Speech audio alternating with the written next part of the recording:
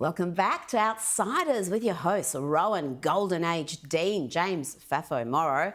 And I'm Rita Panahi, fresh from the glorious United States of America, a country that is markedly different than just a week ago. Trump 2.0 bears only a passing resemblance to Trump 1.0. It is evident that despite the lawfare waged against him, his family and his supporters, President Trump has not wasted any time learning from the mistakes of his first administration when he trusted too many swamp creatures in an effort to be conciliatory and prioritised DC experience over competence and loyalty.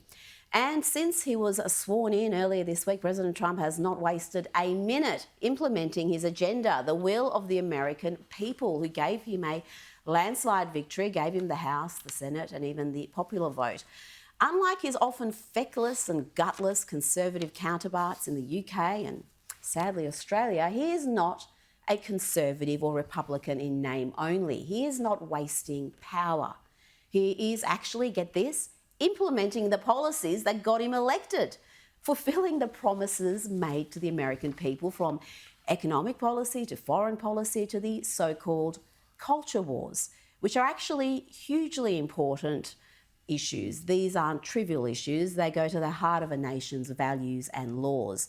And it's what helped get Trump elected. Indeed, there's plenty of polling that shows things like the trans issue ranked even higher than the border crisis and inflation for independent voters. So one has to wonder why the usually sensible Peter Dutton is refusing to open his eyes to the political opportunities before him, such as sound energy policy, pulling us out of the disastrous Paris climate deal and leaning into the trans issue.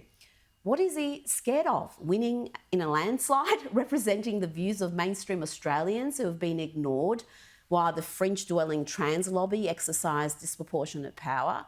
It's a bit of a worry when even the Nationals are more sensible on this issue than the opposition leader, who, according to the ABC, has shut down his Nationals' counterpart's suggestion that he lean into the gender debate after Donald Trump's wildly popular executive order on the issue. And those orders, including getting biological men out of women's prisons, sports, locker rooms, and recognising that there are two genders, and no, we are not playing your sex gender games anymore. Stuff your semantics and efforts to complicate what is the simplest of issues. What is a woman? What is a man?